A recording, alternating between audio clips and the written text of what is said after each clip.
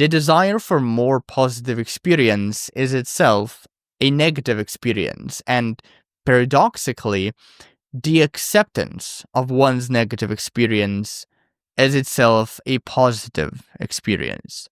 Like, this isn't just some philosophical mumbo jumbo. Believe me, it's not.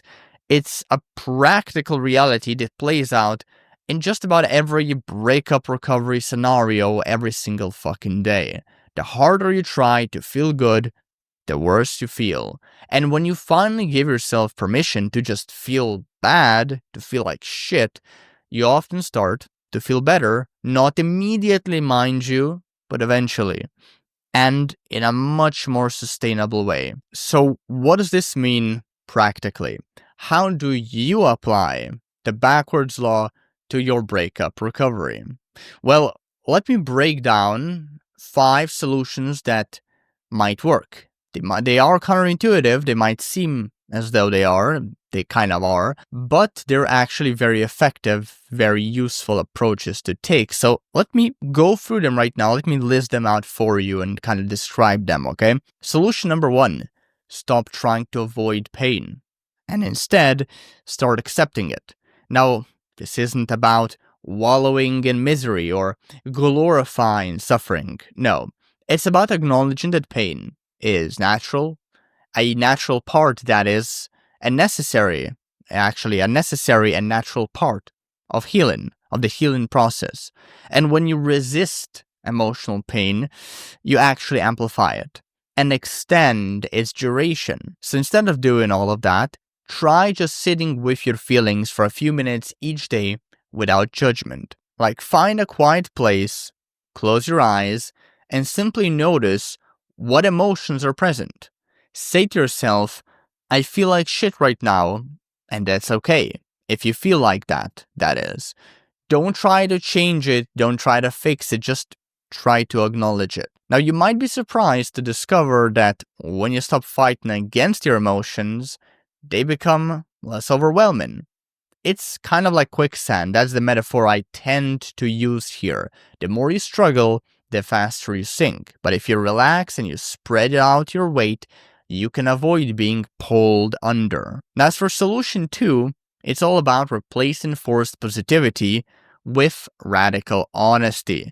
So instead of, I'm so happy we broke up, saying that to yourself or thinking that, just try, hey, this fucking hurts and I'm struggling right now. I mean, the relief that comes with honesty like that is immediate and powerful. So really try it out when you get a chance.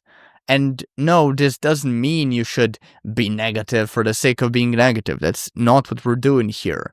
It just means being truthful about your current emotional state. So how you feel both with yourself and even with, your trusted peers, friends, family members, other people.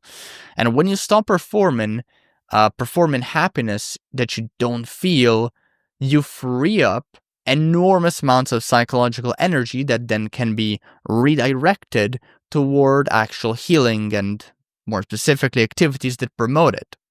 So, again, start by being honest with yourself. So if you catch yourself thinking, I should be grateful for this breakup because it taught me so much or some specific lesson, but you're not actually feeling grateful, acknowledge the disparity. Acknowledge that, yes, there might be a lesson in there that you will discover eventually and that you will be grateful for, but right now, you just feel like shit, it hurts, you're angry, you're pissed off, and that's where you are. That's where I am. That's kind of like what you should be telling yourself. Then, try to be honest with one trusted friend or a family member.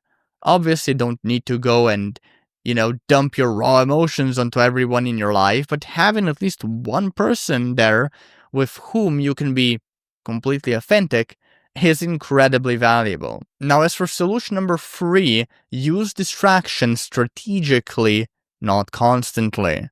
So there's nothing wrong with taking a break from your pain, but recognize that's all you're doing, taking a break, not solving anything. Distraction becomes problematic when it's like your only coping strategy, your primary or only coping strategy.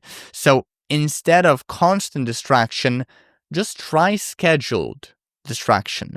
Set aside specific time to feel your emotions, then a specific time to engage in activities that take your mind off your emotions and how things are. And this is a way more balanced approach that will help you heal faster and not let you get overwhelmed by your rumination and emotions and all those icky psycho stuff. So for example, you might decide that from 7 to 7:30 p.m. each evening, you're gonna journal about your feelings about the breakup, or you're gonna meditate, right? Or you're gonna go on a walk and just talk to yourself about these things. And during that time, you're gonna allow yourself to fully experience whatever emotions come up. But then, from 7:30 to like 9 p.m., you make a deal with yourself. You're gonna engage in an activity that you enjoy, like watching a movie, calling a friend, working on a hobby, flossing your cat, whatever. Like this structure should give you both the space to process and the relief of temporary escape without letting either approach dominate your recovery. Moving on to solution number 4, it's all about dropping that timeline. So I'm essentially saying that there is no schedule for healing. Some people take weeks, others take years, and a multitude of factors influence the duration, including, like I said, the length and the type of the relationship, your circumstances, attachment style, support system, yada yada yada. And the more you pressure yourself to just be over it, the more you're reinforcing the idea that your natural emotional process is somehow wrong or broken. And this judgment becomes yet another layer of suffering on top of the breakup itself. It's like meta emotions. Feel bad about a breakup or about something revolving around a breakup, and then you feel bad about feeling bad about whatever that other thing was, right? And then you feel bad about feeling bad about that other thing you feel bad about, and it's like this never-ending cycle. And yeah, it's not fun to be locked in it. So instead of asking yourself, to give you kind of a more practical tip, why am I not over this yet? Try instead asking yourself, what does my mind and heart need right now to continue healing? Like this shifts your focus from an arbitrary timeline, which, as I said, is different for everyone, almost, to your actual needs in the present moment. Now, solution 5 is to redefine what healing looks like for you. So, healing isn't about never feeling sad about a breakup again. It's about integrating that experience into your life in a way that doesn't dominate your thoughts or your emotions. So, you might always feel something when you think about your ex, whether it's good or bad, or a mix of both. And that's completely normal. Many people have this idea that they'll know that they're healed when they never think about their ex anymore, or when they can think about them with complete neutrality and like detachment. But it's not how humans' emotions or even memory work. Instead, healing looks like being able to think about your ex without spiraling into intense emotional pain.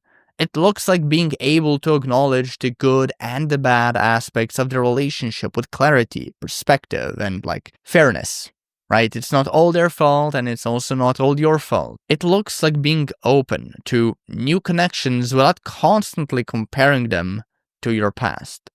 Now, here's what all these solutions, if you perhaps noticed, have in common. They are about letting go of control. The harder you try to control your emotional experience post-breakup, the more it actually controls you. And it's only when you surrender to the process, when you accept that healing is messy, non-linear, and painful as shit, it's at that point that you actually open up the doors to real healing. So if you can take one thing away from this segment, let it be this: stop trying so damn hard to feel better. Chillax more.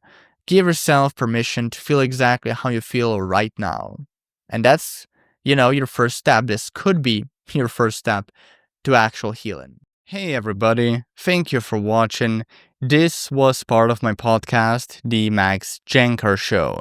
You can subscribe to it anywhere podcasts are available. So Spotify, Apple, YouTube, whatever you use. You can also click the link below this video to check out the full episode, not just this one clip that you just watched. So check that out, check out the podcast in general. Thanks for watching, and talk to you again soon.